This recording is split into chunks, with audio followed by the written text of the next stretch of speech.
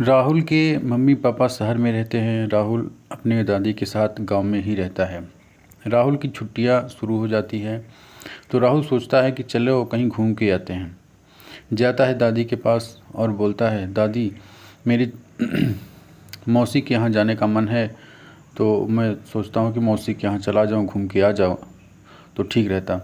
उसकी दादी बोलती, अरे बेटा कहाँ जाओगे तुम, मौसी के यहाँ अकेले मत जाओ, तुम अभी छोटे हो, अकेले आने जाने में तुमको दिक्कत होगी। राहुल बोलता है कि नहीं दादी, अगर मैं नहीं जाऊंगा तो मेरी छुट्टियां ख़राब हो जाएगी और मैं यहाँ घर पे अकेले बोर हो जाऊंगा। क्या करूंगा घर पे अकेले रह के, कुछ काम भी नहीं है और मेरी छुट्टी भी है, तो मैं घूम के आता हूँ। नहीं तो इसके बाद छुट्टी अगले 1 साल बाद ही मिलती है, एक एक साल पे। तो दादी बोलती है उसकी, अच्छा ठीक है चले जाओ, लेकिन तुम्हारे पापा लोग जानेंगे तो गुस्सा करेंगे, पापा से मत बताना, जाओ और जल्दी ही वापस आ जाना। इतना ऐसे बोल के वो बोलती है कि ठीक है चले जाओ। राहुल खुश हो जाता है जब दादी बोलती है कि चले जाओ। वह तुरंत झटपट चल देता है और मौसी के यहाँ के लिए निकल लेता है।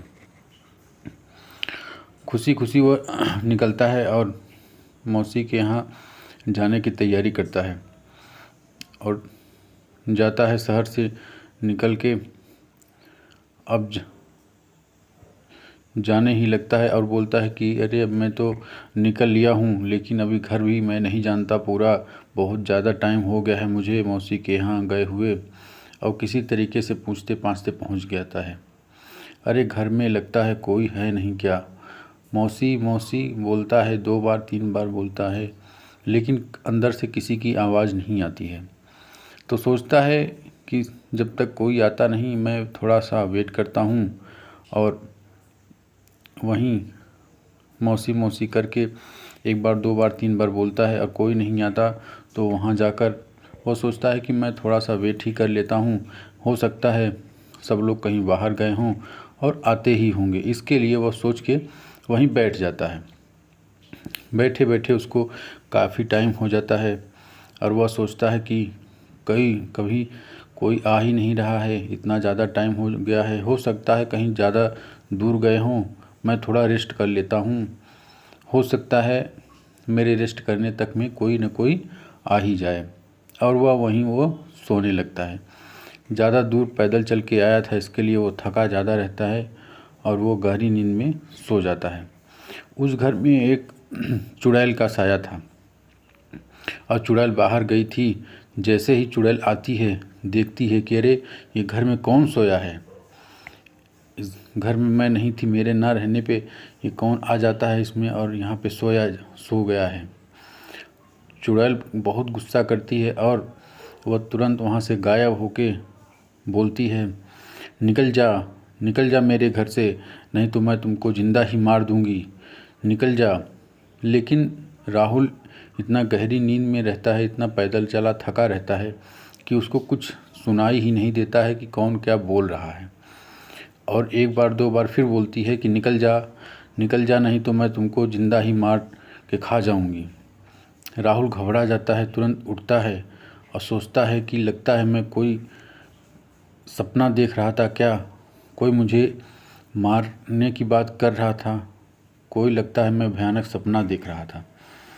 और उठ के बैठ के सोचता ही रहता है कि उसको फिर से वही आवाज़ दोबारा सुनाई देती है कि निकल जा मेरे घर से। वह सोचता है कि कौन हो सकता है और खड़ा होके थोड़ा इधर उधर देखता है और सोचता है कि हो सकता है कोई बाहर हो, बाहर से ही बोल रहा हो।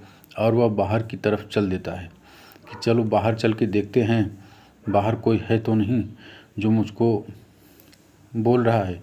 और जाके बाहर देखता है तो बाहर कोई भी नहीं दिखाई देता है। सोचता है कि मैं सो रहा था, हो सकता है मेरा वहम हो और मैं नींद में रहा, इसके लिए मुझे ये सब आवाज़ें सुनाई दे रही है, जैसे चुड़ैल बोल रही हो, मुझे चुड़ैल जैसी आवाज़ें, लगता है मेरा वहम है। वो शंका करने लगा, लेकिन तब से चुड़ैल उसको ऊपर ही उठा उठा के पटकने लगी। पूरा लगी पूरा घुमा के फेंकने, और ऊपर से ही फेंक दी नीचे। आके राहुल बेहोश हो गया और नीचे ही गिरा था। जब कुछ देर बाद उसको होश आया तो बोला, अरे भैया भागो यहाँ से, भागो भागो, यहाँ इस घर में तो चुड़ैल रहती है, मैं कहाँ आके फंस गया यहाँ पे, यहाँ से भागो, जिंदा रहूँगा तो फिर से कहीं ना कहीं मैं घूम लूँगा, यहाँ से भागो, पहले जान बचाया जाए। ऐसा कहते हुए वो वहाँ से राहुल भाग निकलता है और अपनी जान बचाता है।